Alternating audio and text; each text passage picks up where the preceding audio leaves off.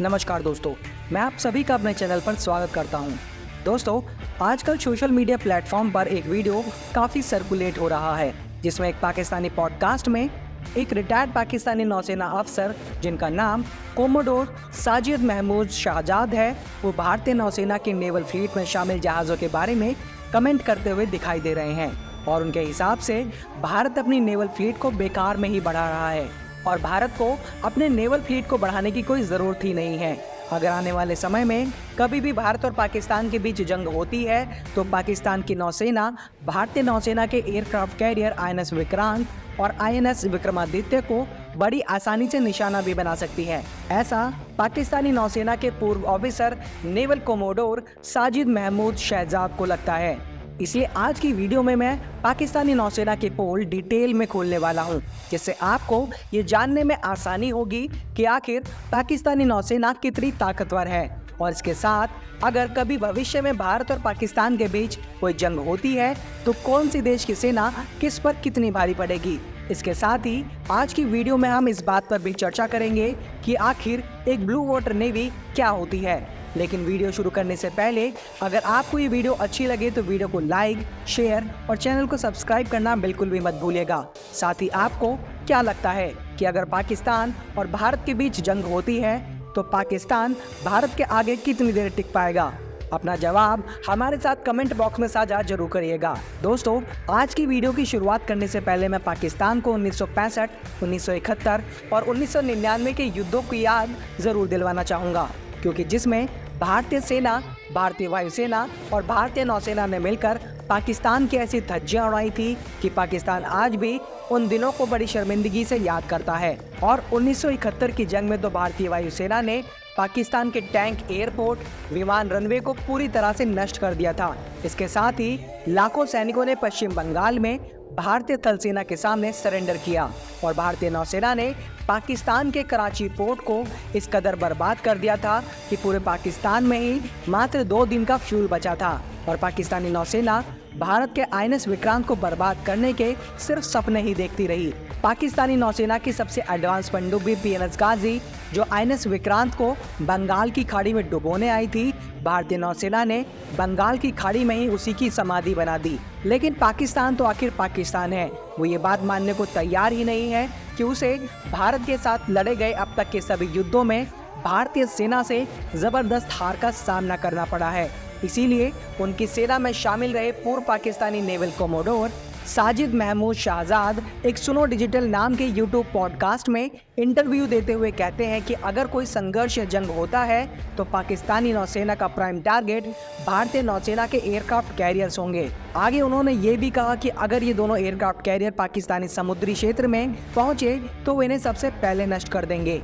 अब दोस्तों, अगर पाकिस्तानी सेना के रिटायर्ड सीनियर ऑफिसर ऐसा कह रहे हैं तो हो सकता है कि उनके पास भारत से ज़्यादा फ्रिगेट और कॉर्वेट शिप्स होंगी। तो आइए पाकिस्तानी नेवल बेड़े में मौजूद नेवल शिप्स पर एक नज़र डाल लेते हैं। दोस्तों, आज के समय में पाकिस्तानी नेवी के पास कुल एक्टिव कॉम्बैट शिप्स की संख्या करीब 154 है, जिसमें से 10 frigate, 2 destroyer, 6 corvette, 5 submarine, 3 midget submarine, 48 patrol vessel, 7 fast attack craft, 54 high speed boats, 6 auxiliaries, 3 mine counter measure vessel, 2 research and survey vessel और 4 सपोर्ट वेसल शामिल है। इसके अलावा पाकिस्तानी सेना के पास करीब 85 नेवल एयरक्राफ्ट भी मौजूद है। अब आप खुद ही ये बात सोच सकते हैं कि इतनी बड़ी नौसेना के साथ पाकिस्तान के नेवल कोमोडोर भारत को धमकी देने की जरूरत जरूर कर सकते हैं। अब जब हमने पाकिस्तान के नेवल बेड़े पर नजर डाल ली है तो चलिए एक बार भारतीय नौसेना की ताकत पर भी नजर डाल लेते हैं।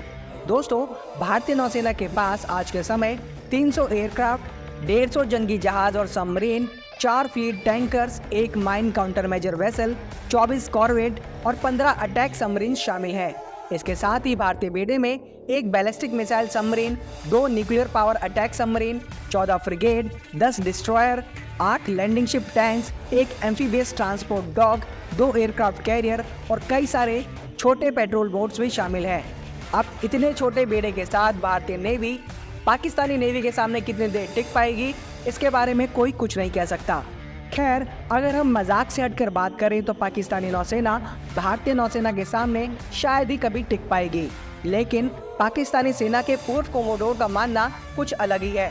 उनके अकॉर्डिंग अगर कभी भारत और पाकिस्तान के बीच संघर्ष होता है तो पाकिस्तानी नेवी सबसे पहले भारत के एयरक्राफ्ट कैरियर पर हमला करके उन्हें नष्ट करेगी।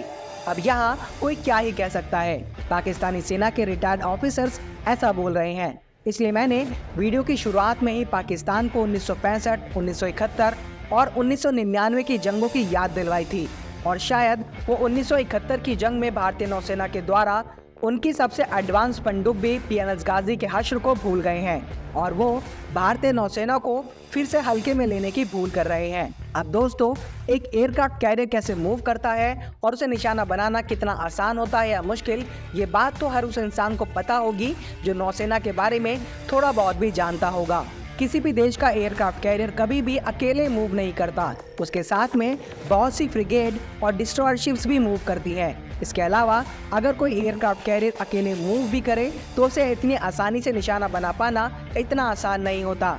पाकिस्तानी नेवल कोमोडोर ने पॉडकास्ट में कहा कि एक एयरक्राफ्ट कैरियर को निशाना बनाना अपने आप में एक चुनौती है, लेकिन हम भी प्रोटेक्शन प्रदान करने वाले स्ट्राइक ग्रुप्स का इस्तेमाल करना जानते हैं। प्रोटेक्शन प्रदान करने वाली शिप एक एयरक्राफ्ट कैरियर की तुलना में कितनी छोटी होती है वो शायद नेवल कोमोडोर को नहीं पता होगा, पर दोस्तों इस बात के लिए हमें पाकिस्तानी ऑफिसर्स को दोष नहीं देना चाहिए, क्योंकि उनके पास कोई एयरक्राफ्ट कैरियर है ही नहीं, इसलिए शायद उन्हें ये बात ना पता हो। अब दोस्तों, हमें ये तो पता चल गया कि पाकिस्तानी सेना के अफसर चाहे कुछ भी कहें, लेकिन पाकिस्तान की नौसेना भारतीय नौसेना के आगे जरा सी देर भी नहीं टिक सकती। लेकिन क्या भारतीय सेना साउथ एशिया रीजन में मौजूद किसी और देश की नौसेना का मुकाबला कर भी सकती है या नहीं? आइए इस बात पर भी चर्चा कर लेते हैं। दोस्तों, भारतीय नौसेना दुनिया भर की कुछ गिनी चुनी नौसेनाओं में से एक है, जिसे एक ब्लू वाटर नेवी का तमगा मिला हुआ है।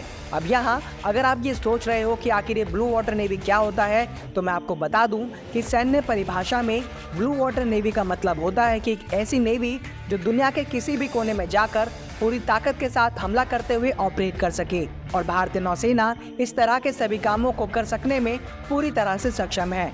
और भारतीय नौसेना को इस तरह से ऑपरेट करने की ताकत भारतीय नौसेना के दो विशालकाय एयरक्राफ्ट कैरियर देते हैं, जिनका नाम INS विक्रमादित्य और INS विक्रांत है।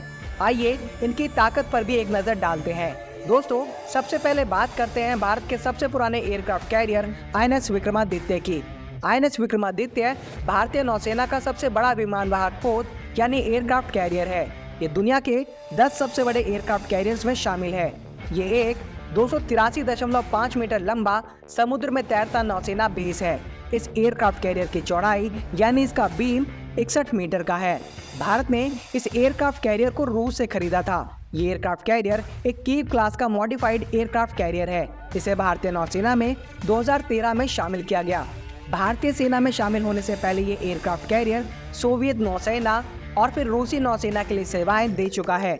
इस एयरक्राफ्ट कैरियर का टोटल वाटर डिस्प्लेसमेंट 45,400 टन है, और ये एयरक्राफ्ट कैरियर इतना बड़ा और विशाल है कि इस एयरक्राफ्ट कैरियर पर एक बार में 36 लड़ाकू विमान तैनात किए जा सकते हैं, जिसमें 26 मिकोयान MiG-29 के मल्टी रोल फाइटर्स और कामोव KA-31 एवोक हेलीकॉप्टर और कामोव KA-21 ASW हेलीकॉप्टर शामिल हैं। इसके बाद बात करते हैं भारत की शान और पूरी तरह से स्वदेशी तौर पर तैयार किया गया भारत का दूसरा aircraft carrier INS Vikrant. INS Vikrant Bharat का पूरी तरह से स्वदेशी तकनीक से निर्मित किया गया पहला स्वदेशी एयरक्राफ्ट कैरियर है। INS विक्रांत एक चलता फिरता एयरफील्ड है। इसका टोटल वाटर डिस्प्लेसमेंट वजन 45,000 टन है। इसकी लंबाई 262 मीटर, चौड़ाई 60 मीटर और इसका कुल क्षेत्रफल 2 फुटबॉल मैदानों से भी बड़ा है। इस एयरक्राफ्ट कैरियर में 4 गैस टरबाइन इंजन लगे हैं, जिससे इसे 88 मेगावाट की पावर मिलती है, जो इसमें लगे एडवांस रडार और इसकी स्टेल्थ कैपेबिलिटीज को बनाए रखने में मदद करती है। इस एयरक्राफ्ट कैरियर में कुल 15 मंजिलें हैं, जिनमें कुल 600 से ज़्यादा कमरे हैं और इन कमरों में कुल 1700 नौसैनिक रह सकते हैं। INS विक्रांत के फ्लाइट डेक पर 30 लड़ाकू विमान एक साथ तैनात किए जा सकते हैं। समुद्र में इसकी अधिकतम गति 56 किलोमीटर प्रति घंटा है। INS विक्रांत को बराक और ब्रह्मोस सुपरसोनिक क्रूज मिसाइलों से भी लैस किया गया है। INS विक्रांत के निर्माण कार्य में 4 आईफिल टावर के बराबर लोहे का इस्तेमाल किया गया है। इसमें कुल 2400 किलोमीटर की केबल लगी है। ये अपने ऊपर 40 फाइटर जेट्स को लेकर चल सकता है। INS विक्रांत में जनरल इलेक्ट्रिक के ताकतवर टरबाइन इंजन भी लगाए गए हैं जो इसे 1.10 लाख हॉर्स पावर की ताकत देते हैं। इस पर MiG-29 के लड़ाकू विमान और 10 कामोव के A-31 हेलीकॉप्टर के 2 स्क्वाड्रन तैनात किए जा सकते हैं। इस एयरक्राफ्ट कैरियर की स्ट्राइकिंग रेंज 1500 किलोमीटर है। तो दोस्तों, आज की वीडियो में बस इतना ही। अगर आपको अपनी YouTube वॉल पर किसी रिटायर्ड पाकिस्तानी ऑफिसर की वीडियो दिखाई दे जिसमें वो भारतीय नौसेना या भारतीय सेना की कैपेबिलिटीज पर सवाल उठाए तो उसके कमेंट ऑप्शन में इस वीडियो को मेंशन जरूर करिएगा ताकि उन तक भी हमारी ये वीडियो पहुंच सके। तो दोस्तों, आपको ये वीडियो कैसी लगी हमें कमेंट करके ज़रूर बताइएगा। इसके अलावा आप किन किन टॉपिक्स पर वीडियो देखना पसंद करते हैं हमें कमेंट करके बता सकते हैं। वीडियो को अंत तक देखने के लिए आप सभी का बहुत बहुत धन्यवाद। जल्दी मिलते हैं नई वीडियो के साथ, तब तक के लिए जय हिंद, जय भारत।